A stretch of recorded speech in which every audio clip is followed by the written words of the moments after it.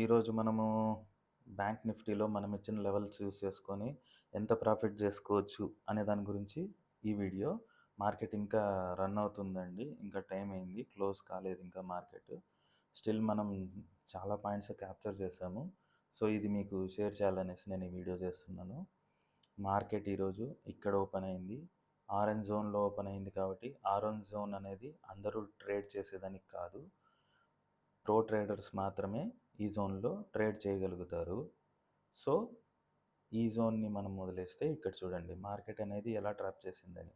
ఈ లెవెల్స్ లేకపోతే చాలామంది ఏం చేస్తారంటే, ఇంత పెద్ద క్యాండిల్ రివర్స్ అయింది కాబట్టి ఇక్కడ కంపల్సరీ దీని హైలో కాల్ని బై చేస్తారు. కాల్ని బై చేసి చాలామంది ట్రాప్ అయిపోయింటారు ఈ మార్కెట్లో.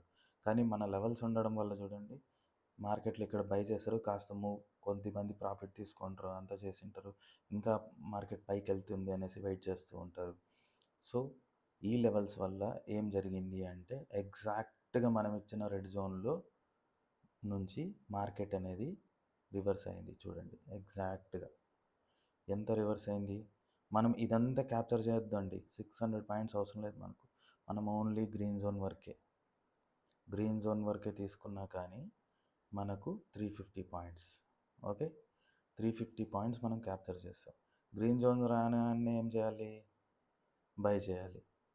చూడండి గ్రీన్ జోన్లో బై చేసినా కానీ మనకు 100 పాయింట్స్, అంటే మనం ఓవరాల్గా ఈరోజు 450 పాయింట్స్, అంటే ఆప్షన్లో ఈజీగా ఒక 200 పాయింట్స్ మనము 200 to 250 పాయింట్స్ మనము ఈరోజు క్యాప్చర్ చేయొచ్చు.